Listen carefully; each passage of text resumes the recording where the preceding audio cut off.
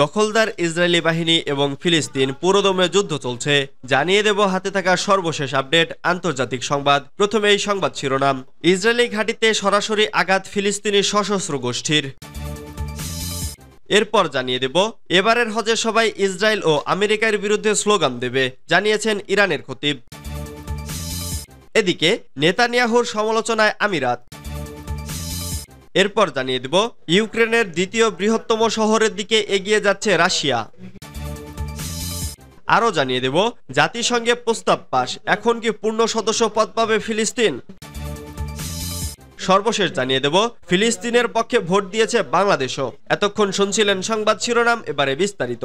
তবে অনুরোধ থাকবে ভিডিওটিতে একটি লাইক করবেন এবং কমেন্ট করে জানিয়ে দিবেন এই ভিডিও সম্পর্কে আপনার মূল্যবান মন্তব্য। ইসরায়েলি ঘাঁটিতে সরাসরি আঘাত ফিলিস্তিনি সশস্ত্র গোষ্ঠীর। ইসরায়েলি বামিয়া সামরিক ঘাঁটি লক্ষ্য করে রকেট ও কামান হামলা চালিয়েছে লেবাননের শক্তিশালী সশস্ত্র গোষ্ঠী হিজবুল্লাহ। এসব রকেট কামানের গোলা এই ঘাঁটিতে সরাসরি আঘাত হেনেছে বলে জানিয়েছে লেবাননের জাতীয় বার্তা সংস্থা। আজ শনিবার 11 মে সকালে এই হামলা চালায় হিজবুল্লাহ। তবে রামিয়া সামরিক ঘাঁটিতে হিজবুল্লাহর এই হামলার ব্যাপারে ইসরায়েলি সেনাবাহিনী তাৎক্ষণিকভাবে কোনো প্রতিক্রিয়া জানায়নি। গতকাল শুক্রবার লেবাননের দক্ষিণাঞ্চল লক্ষ্য করে ব্যাপক বিমান হামলা চালায় দখলদার ইসরায়েলি সেনাবাহিনী। এর পরের দিনই ইসরায়েলি ঘাঁটিতে আঘাত হেনেছে হিজবুল্লাহর যোদ্ধারা। শুক্রবার চালানো ইসরায়েলের বিমান হামলায় আঘাত হানে একটি মোবাইল ফোন ট্রান্সমিশন সাইটে, যেটি লেবাননের তায়ার হারাফে অবস্থিত। ওই হামলায় একজন প্যারামেডিক এবং রক্ষণাবেক্ষণের দায়িত্বে থাকা এক কর্মী প্রাণ হারায়। ওই হামলার পরই প্রতিশোধ নিতে হিজবুল্লাহর যোদ্ধারা ইসরায়েলের সামরিক ঘাঁটিতে আঘাত হেনেছে বলে ধারণা করা হচ্ছে। হিজবুল্লাহ জানিয়েছে তারা ইসরায়েলের একটি নজরদারি স্থাপনায় হামলা চালিয়েছে এবং তাদের চালানো হামলা সরাসরি আঘাত হেনেছে। গত বছরের 7 অক্টোবর ফিলিস্তিনি সশস্ত্র গোষ্ঠী হামাস ও ইসরায়েলের মধ্যে যুদ্ধ শুরু হয়। এর পরের দিন থেকে ইসরায়েলের ওপর হামলা চালানো শুরু করে হিজবুল্লাহ। দখলদার ইসরায়েলি সেনারা যেন গাজার পাশাপাশি লেবানন সীমান্তেও ব্যস্ত থাকে, সেজন্য হিজবুল্লাহ ইসরায়েলি অবকাঠামো লক্ষ্য করে হামলা চালানো অব্যাহত রাখে। যদিও হিজবুল্লাহ এখনও ইসরায়েলের বিরুদ্ধে সরাসরি যুদ্ধের ঘোষণা দেয়নি, তবে যে কোনো সময় লেবানন ইসরায়েল সীমান্তে বড় যুদ্ধ বেঁধে যেতে পারে বলে আশঙ্কা করেছেন অনেকে। এবারের হজে সবাই ইসরায়েল ও আমেরিকার বিরুদ্ধে স্লোগান দেবে, জানিয়েছেন ইরানের খতিব। ইসলামী প্রজাতন্ত্র ইরানের প্রভাবশালী আলেম হুজ্জাতুল ইসলাম কাজেম সিদ্দিকী হজকে ধর্মীয় বিধিবিধানের পরিপূর্ণতার প্রতীকী হিসেবে অভিহিত করেছেন। আজ তেহরানে জুম্মার নামাজের খুতবায় তিনি এসব কথা বলেন। তিনি বলেছেন, বারাআত বা মুশরিকদের সঙ্গে সম্পর্ক ছেদের বিষয়টি না থাকলে হজের বার্তা মুসলিম উম্মার কাছে সঠিকভাবে পৌঁছাবে না। এবছরের হজও বারআতের হজ। এবারের হজে অংশগ্রহণকারী ব্যক্তিরা তারা যে জাতিরই হোক না কেন এবার আমেরিকা ধ্বংস হোক বলে স্লোগান দেবেন। গাজা উপত্যকায় ইসরায়েলি হত্যা নৃশংসতার প্রতি ইঙ্গিত করে তেহরানের জুমার নামাজের খতিব আরও বলেন, গাজার ঘটনাবলী হজের আনুষ্ঠানিকতায় একটা টার্নিং পয়েন্ট হিসেবে গণ্য হবে। মানবাধিকারের বিরুদ্ধে পশ্চিমাদের অবস্থান গাজার ঘটনায় স্পষ্ট হয়েছে। তিনি বলেন, আমরা গাজায় দেখতে পাচ্ছি নজিরবিহীন নিপীড়নের মধ্যে গাজাবাসী প্রতিরোধ গড়ে তুলেছে। একই সঙ্গে সেখানে আমেরিকা এবং ইসরায়েলের নিষ্ঠুরতার সাক্ষী হচ্ছে গোটা বিশ্ব।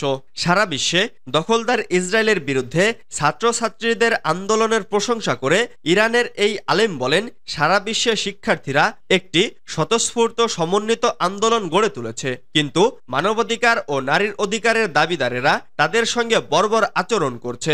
নির্যাতিতদের মধ্যে মেয়েরাও রয়েছেন। নেতানিয়াহুর সমালোচনায় আমিরাত। দখলদার ইসরায়েলি প্রধানমন্ত্রী বেনিয়ামিন নেতানিয়াহুর কঠোর সমালোচনা করেছে সংযুক্ত আরব আমিরাত। আমিরাতের পররাষ্ট্রমন্ত্রী শেখ আবদুল্লাহ বিন জায়েদ আল নাহিয়ান সামাজিক যোগাযোগ মাধ্যম এক্সে লিখেছেন, এ উদ্যোগ নেওয়ার জন্য আইনি এখতিয়ার নেই ইসরায়েলি প্রধানমন্ত্রীর। গাজায় ইসরায়েলি উপস্থিতিকে আড়াল করার কোনো পরিকল্পনায় যুক্ত হবেন না সংযুক্ত আরব আমিরাত। ব্রিটিশ বার্তা সংস্থা রয়টার্স এ খবর জানিয়েছে। তিনি বলেন, ফিলিস্তিনি জনগণের আশা ও আকাঙ্ক্ষাকে ধারণা করে এমন একটি ফিলিস্তিনি সরকারকে সহযোগিতা প্রস্তুত রয়েছে আমিরাত। এর মধ্যে ফিলিস্তিনের স্বাধীনতাও রয়েছে।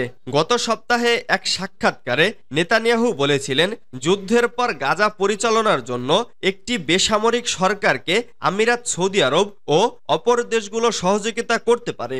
যুদ্ধের পর গাজার ভবিষ্যৎ সরকারের উপসর্গীয় দেশটির সম্ভাব্য ভূমিকা নিয়ে নেতানিয়াহুর মন্তব্যের পর শনিবার 11 মে এ সমালোচনা করল দেশটি। মধ্যপ্রাচ্যের যে কয়টি দেশ ইসরায়েলের সঙ্গে কূটনৈতিক সম্পর্ক স্থাপন করেছে সেগুলোর মধ্যে একটি প্রভাবশালী দেশ হলো আমিরাত। প্রায় 7 মাস ধরে ফিলিস্তিনের গাজায় ইসরায়েলি আগ্রাসন চলমান থাকলেও এ সম্পর্ক অব্যাহত রয়েছে, যদিও তাতে ফাটল ধরেছে এমন ইঙ্গিত পাওয়া যাচ্ছে। নেতানিয়াহুর মন্ত্রিসভার গুরুত্বপূর্ণ সদস্যরা স্বাধীন ফিলিস্তিন রাষ্ট্রের ধারণা প্রত্যাখ্যান করে আসছেন। ইসরায়েলি প্রধানমন্ত্রী বলে আসছেন, যুদ্ধের পরও গাজার নিরাপত্তা নিয়ন্ত্রণ করবে ইসরায়েল। ফিলিস্তিনিরা অধিকৃত পশ্চিম তীর এবং গাজায় একটি স্বাধীন রাষ্ট্র প্রতিষ্ঠা করতে চায়। এতে সমর্থন রয়েছে সংযুক্ত আরব আমিরাতের। সূত্রের বরাতে প্রতিবেদনে বলা হয়েছে, গাজায় সামরিক অভিযানের কারণে নেতানিয়াহুর সঙ্গে আমিরাতের সম্পর্কের ফাটল ধরেছে। আমিরাতি কর্মকর্তারা এখন খুব কম তার সঙ্গে কথা বলছেন। আমিরাত যুদ্ধ ও বেসামরিক মৃত্যুর সংখ্যা নিয়ে ইসরায়েলের সমালোচনা করেছে, যদিও এটি জোর দিয়ে বলেছে ইসরায়েলের সঙ্গে কূটনৈতিক সম্পর্ক থাকা গাজা উপত্যকায় ত্রাণ পৌঁছাতে সহযোগিতা করেছে। ইউক্রেনের দ্বিতীয় বৃহত্তম শহরের দিকে এগিয়ে যাচ্ছে রাশিয়া। ইউক্রেন যুদ্ধে নতুন করে অগ্রসর হতে শুরু করেছে রাশিয়া। রুশ সেনারা ইউক্রেনের দ্বিতীয় বৃহত্তম শহর খার্কিভে সাঁজোয়া বহর নিয়ে এগিয়ে যাচ্ছে। গতকাল শুক্রবার আকস্মিক এই অভিযান শুরু করে মস্কো। এর আগেও ইউক্রেন যুদ্ধের শুরুর দিকে একবার খার্কিভ দখল করে নিয়েছিল রুশ সৈন্যরা। তবে ইউক্রেনের প্রবল প্রতিরোধের মুখে সে সময় শহরটি ছেড়ে পিছু হটতে বাধ্য হয় মস্কো। বার্তা সংস্থা রয়টার্সের খবরে বলা হয়েছে, এতদিন রাশিয়া ইউক্রেনের দক্ষিণ ও পূর্ব দিকের অঞ্চলগুলোতে অভিযান চালালেও পুতিন এবার নতুন ফ্রন্ট খুলতে চাচ্ছেন। এরই মধ্যে রুশ বাহিনী খার্কিভ শহরের দিকে বেশ খানিকটা এগিয়ে গেছে। শুক্রবার সন্ধ্যায় ইউক্রেনের জেনারেল স্টাফ প্রথমবারের মতো বলেছেন, রাশিয়া সুমি ও চেরনিহিভের কাছাকাছি ইউক্রেনীয় অঞ্চলের কাছে খার্কিভ শহরের উত্তরে সেনা সমাবেশ করেছিল। রুশ সেনারা ভোর 5টার দিকে সাঁজোয়া বহর নিয়ে হামলা শুরু করে। ইউক্রেনের প্রতিরক্ষা মন্ত্রণালয় জানিয়েছে, তারা খার্কিভে রুশ বাহিনীকে মোকাবেলার জন্য অতিরিক্ত সেনা পাঠিয়েছে।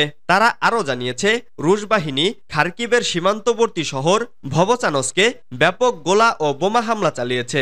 অবশ্য ইউক্রেন মাসখানেক আগেই এই অঞ্চলে রাশিয়া সেনা সমাবেশ করছে বলে জানিয়েছিল।